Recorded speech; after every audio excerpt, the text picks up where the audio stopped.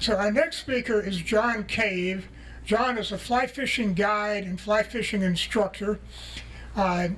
He's fished the northern part of the IRL for more than 30 years. He's also an author and artist. His books are in the next room, as well as some of his artworks. He's also has a master's of science degree in natural resources. He's not just a fisherman, and he also has a historical perspective on our lagoon. Thank you, Vince, and thank you for your interest in the Indian River Lagoon. By the way, I've been fishing that lagoon for more than 50 years, so I have a lot of experience out there. And in those 50 years, I've seen major changes out there. I'm not up here to present any data. You're going to get a lot of photos here to keep some of you guys awake. So no data. Who's operating that? Okay. Yeah, do you mind operating that?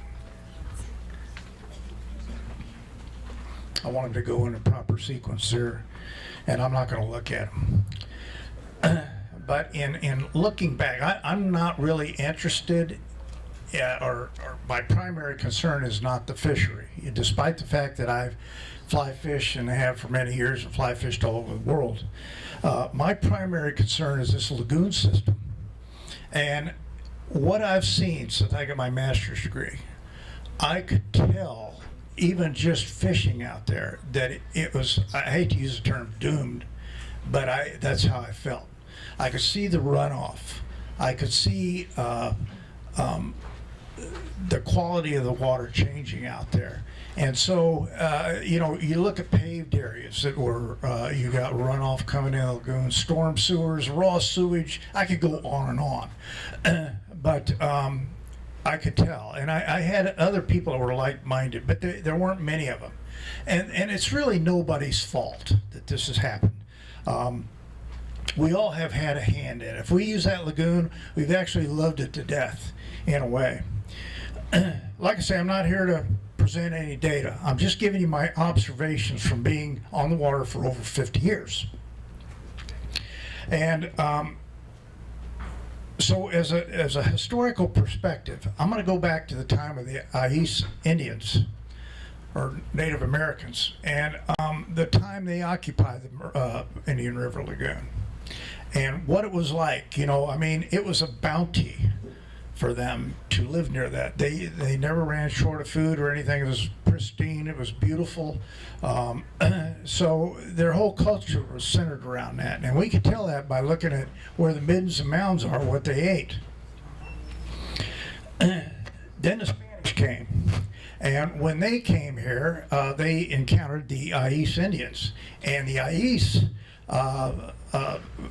or actually the Spanish, named the Indian River, what's now the Indian River, they called it Rio de Ais, and that means Ais River, which morphed into Indian River. So that's kind of how it got its name. Beginning in, it was pretty pristine for many, many years, even during the time William Bartram came here. But in 1800s, we started getting more visitors, more people fishing. And one of the guys that was one of the visitors was a guy named Dr. James Henshaw. And he was absolutely the angler of his time. He wrote many books. And actually one of my favorite books, if not my favorite, is Camping and Cruising in Florida. And I'll tell you, anybody that has a love for Florida, and especially the Indian River Lagoon, this is a must read. I read it all the time. It's a fantastic tale. And in it, he depicts what happened, or how the river existed at the time, how pristine it was, what the fishery was like, what the water quality was like. And what he did, he would come from Louisville and bring some of his patients with him. And they would come to Titusville via boat and railroads. And when they did that, they would get in this boat that he had. It was a skipjack, and it was called the Blue Wing.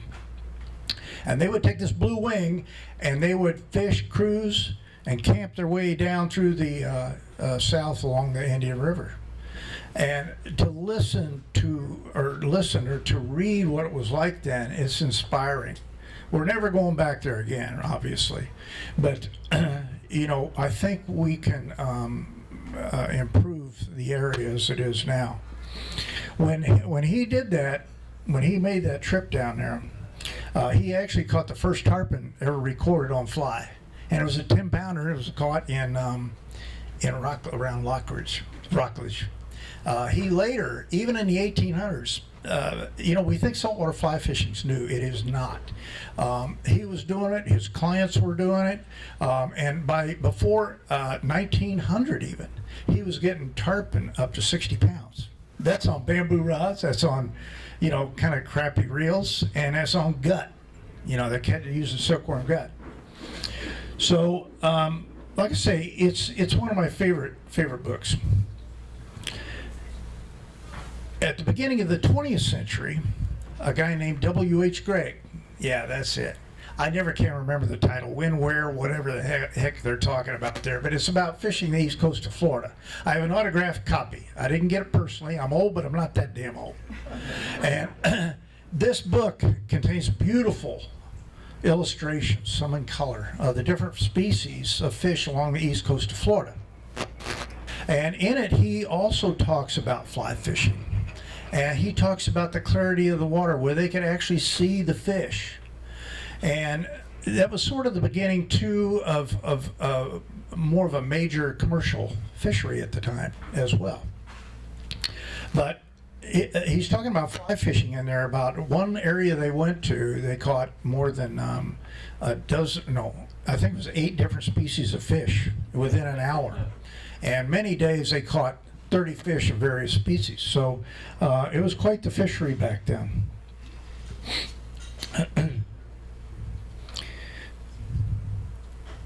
I want to talk a little bit about, it's already been spoken about pretty eloquently by the previous speakers here, but I am going to cover some of the interconnection, the balance of the ecosystem, and clear water, seagrasses, and photosynthesis. We have, everything is interconnected. I think most of us know that. You know, even the smallest thing out there, removing it makes a difference. And that's why I'm not up here talking about just fish. I'm talking about the system. You know, we need balance out there. We can't go out there and just, the kayakers have one interest. The anglers have another interest. The commercial guys have another interest. And so on. Somebody in their home looking out the window, they have a different interest. Birders, they have a different interest. What we need to do is we have to remember that since everything's interconnected, we have to approach it from that perspective.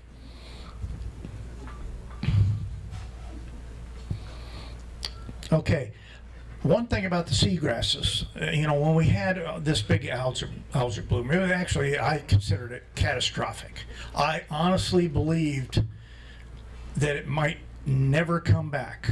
I felt that badly about it. But I have seen changes out here. Pretty significant changes, actually.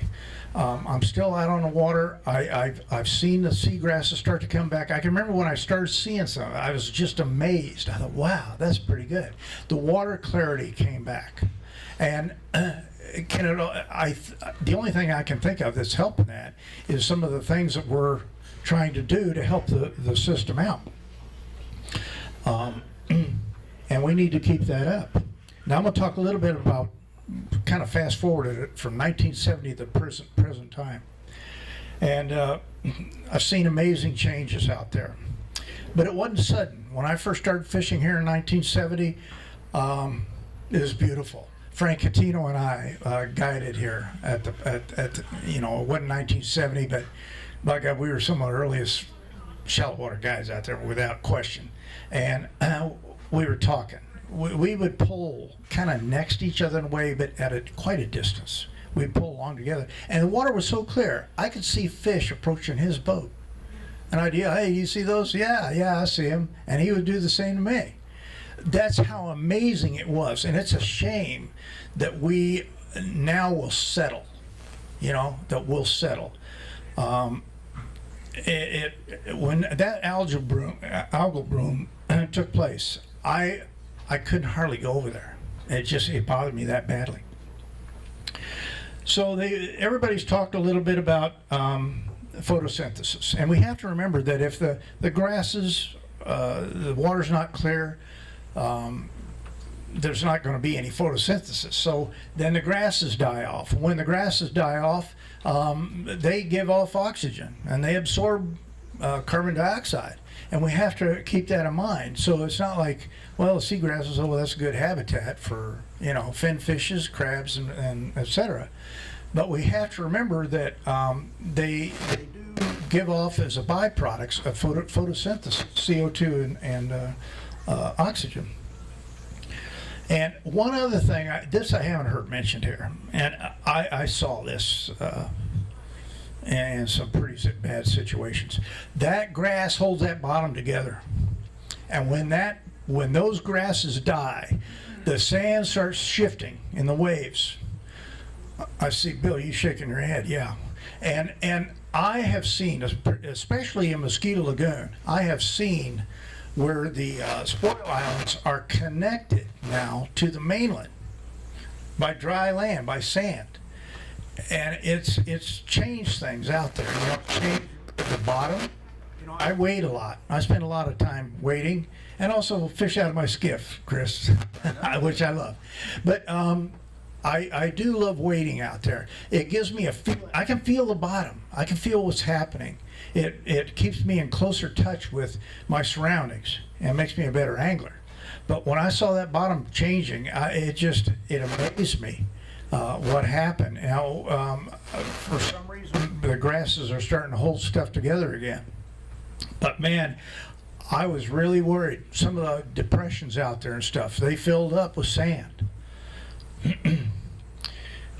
So, to finish up here, I don't know if my time's up now or not, but I'm going to finish up here.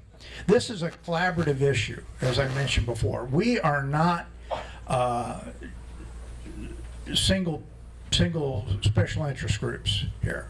We have to collaborate. Like I said, the kayakers with the anglers, with the duck hunters, etc. We all got to collaborate instead of worrying about the resource we like the most. So, as I mentioned before, we've loved the lagoon to death. And I'm going to leave you with this thought. And that is, change begins with one person. And you may have heard this. And then if that change starts to work and people get an interest, groups form. But that's not enough. We have to have a movement. And I forget who it was. I think it was Virginia talking about, was it Virginia? I don't know. But whoever spoke about this, we are putting out fires here in the state of Florida. You look at Apalachicola River, those oysters rely on drainage through that thing to help the oysters out there. And it's filled with pesticides. It's filled with herbicides. It's filled with fertilizer. And it's absolutely ruining that oyster bed.